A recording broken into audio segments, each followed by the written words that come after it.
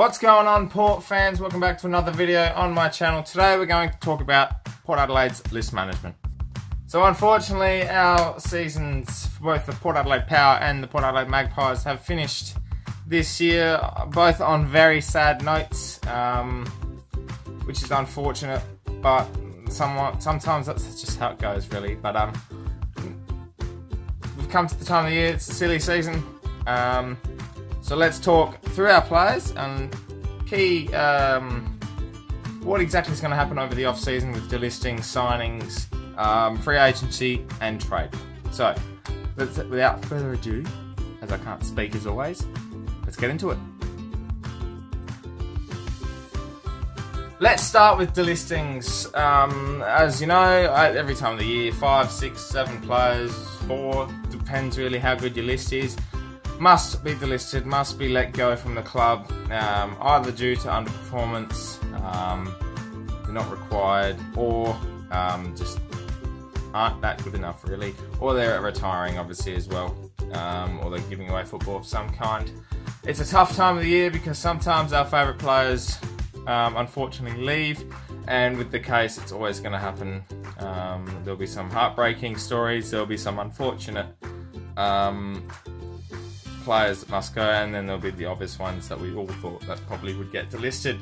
So I'm going to go through the list, which ones I think will be delisted I'm guessing with over the next week or so, because some delistings have already started from some clubs, and I'm guessing because now both the Power and the Magpies are done, those decisions will be made over the coming days.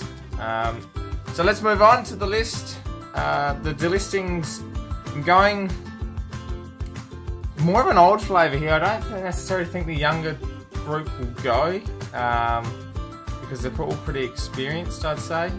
Probably the likes of Nathan Cracker. His unfortunate events over the last couple of weeks haven't been impressive, with his injuries as well. Unfortunately, I think Crack must be delisted or be used as trade bait of some kind, but I think coming to his age of 30, I think he'll be moved on. Matthew White, just injury prone over the last couple of years, hasn't really set the mark, and every time he does come in, he really goes out of the game and becomes really quiet. So hasn't set the world on fire in the SANFL either, and I think he's lost at a yard of pace a bit. So unfortunately, Matt White must go.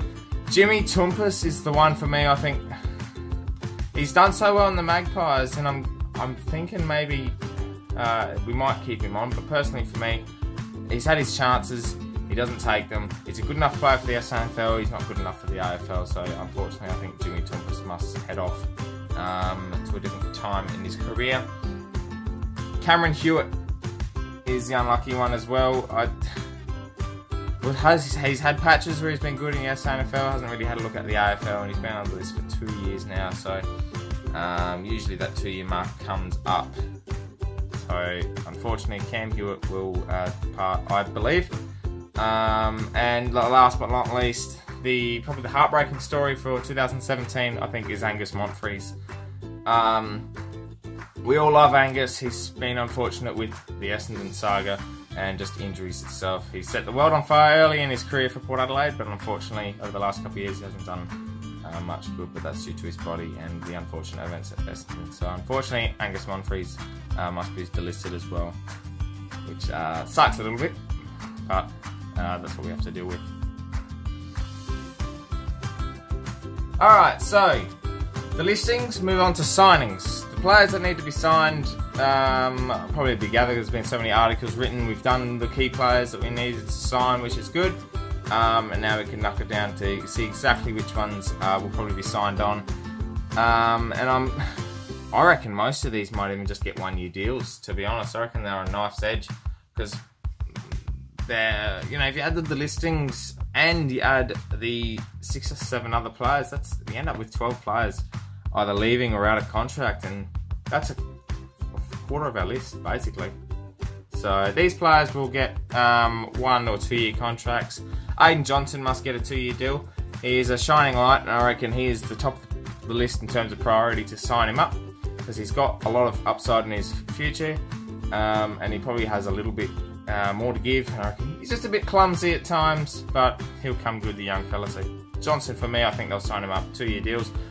The other one, which I think everyone's everyone's favourite player, really. He's a fan favourite.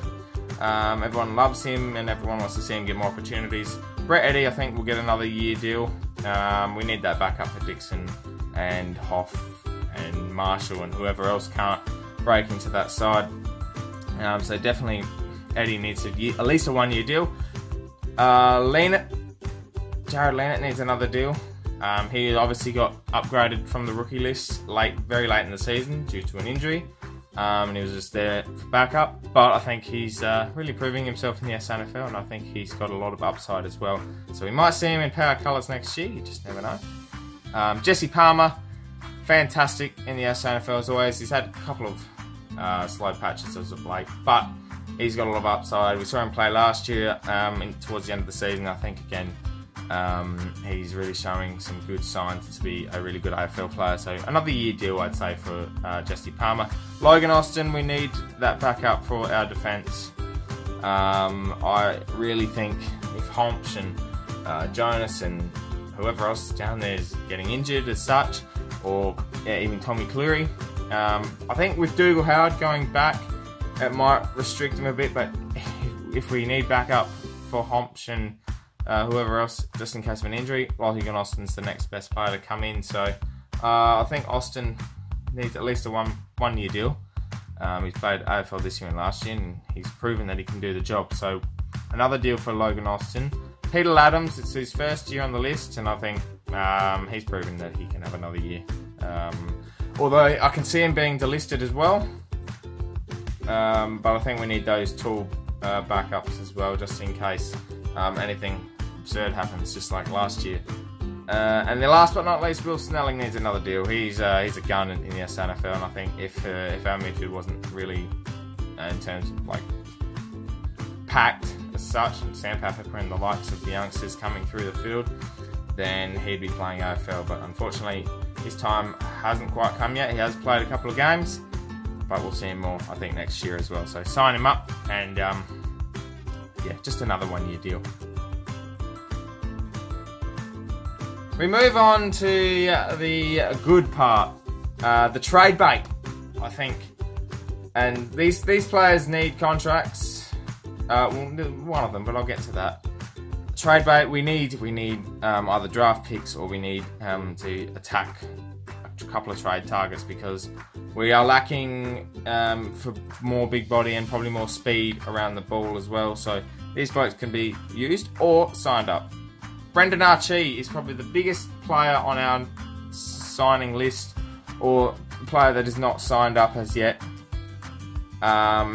He's the biggest name, I reckon.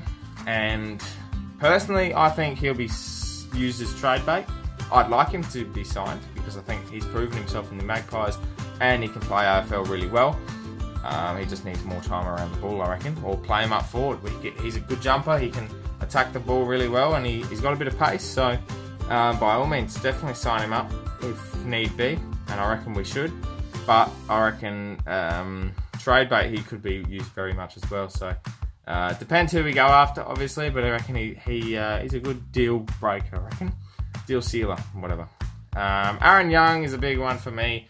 2016 was his breakout year. I reckon he's got a lot of upside as well for another club. I don't think he brings what Ken Hinkley and the playing group really needs anymore. And that's due to because Sam Powell-Pepper's come in and changed the whole structure. We have Robbie Gray playing forward, Wingard can go in the middle and in the forward line as well, and Aaron Young has really just been pushed to the side as such. And well, we only really found out Aaron Young was as good as he was last year due to injuries and stuff, and other players being in bad form, and he just hit a good stride. So he's definitely trade bait for sure. Otherwise we might see a delisting, or send off to another club, or he might go into the draft, whichever way he chooses, or we choose. The other one is obviously Matthew Lobe. He is, I reckon, one of the better trade baits we've got. He's come into great form in the SNFL. I know he's contracted for next year, but pay him out for a year. I don't think we can really afford that with the targets we want or need, but if that's a left field option, definitely Matthew Lobe can be used to sweeten a deal. We already know that probably Jackson Trengove is gone to the Bulldogs, but If anyone else needs a ruckman, Lobie's definitely a good option to use to get an extra pick or so that we need in the draft. So it's going to be tough to see what we do in the trade period, but those 3 options are definitely handy to have on the table. Last but not least are the trade targets and free agency targets that we could go after. There's only 2, and I really think having Todd Marshall in there in the forward line as of late really helped Charlie Dixon. But Marshall can only learn so much. The development of Dougal Howard, it has strengthened our back line even more. And I think with Billy Frampton rocking and rolling next year, we might see him playing AFL footy too. So I reckon our forward and defensive structures are coming good. I just think our midfield needs a couple more. Just because I reckon it's lacking, not so much depth, but more the fact that it's hard around the ball. We're not contested footy type. I mean, you've got Ollie Wines and Sam Pepper, but they can't do the job every week. Boak has lost his midfield edge a bit due to all the changes structurally with players. So we need another hard edge midfielder and probably some speed. And I think the biggest one for us is definitely Tom Rockcliffe. We need to throw the book at him. Throw the checkbook at him. Get whatever he needs to come here. Set himself up, because he's 27. You get 4 solid years out of him. And we're in our premiership window. We are definitely primed to play a lot of finals footy. Obviously if we kick straight, but that's another story. We need to target him, and he needs to be playing for Port Adelaide next year. We know he wants to go, he wants to leave Brisbane. A lot of Melbourne targets because he's Victorian, but I think if he comes to Adelaide, he's just going to make a difference in the midfield for sure. So throw the book at him, Port, if anyone's watching this. Another one for me is Anthony Miles from Richmond. Fallen out of favour. He's a ball magnet. He wins a lot of the footy.